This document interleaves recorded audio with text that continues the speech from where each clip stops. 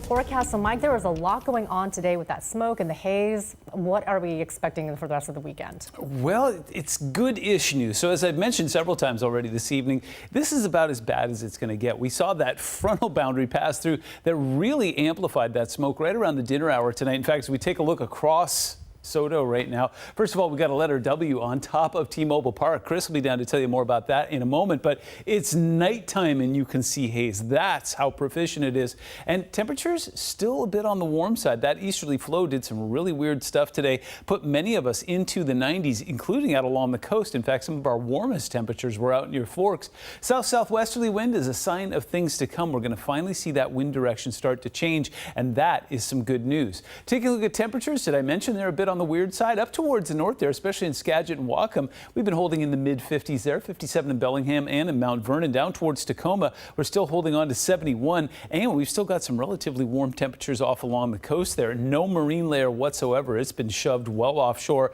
but there's plenty of smoke out there too. Taking a look off towards the east, still in the upper 60s in Wenatchee, but some signs of hope in Winthrop where we have some low 50s there. So I'm going to start you off by showing you something kind of weird here. This is post-tropical cyclone K. About 24 hours ago, it was a Category 2 hurricane that just battered Southern California. Now, they did not get hit by a hurricane, let me preface there, but they definitely got a lot of gusty wind and rain. What happened there was this system splintered off of it and walked up the coast here and pushed all of that smoke in our direction. We actually had a smoke front that passed over top of Puget Sound earlier this evening. So if you're wondering why it got really intense right during the sunset there tonight, that's why. In fact, we'll take another look at it from the GOES 17 satellite. This thing basically pushed all of that smoke over top of us. But as I mentioned earlier, this is going to be the catalyst for change that will pass through and allow some of that cooler air to start coming on shore as early as tomorrow. So here's what to expect. It will remain warm, dry, and hazy through the overnight hours tonight. Still warm, but less hazy on Sunday. It's not going to be a miracle cure,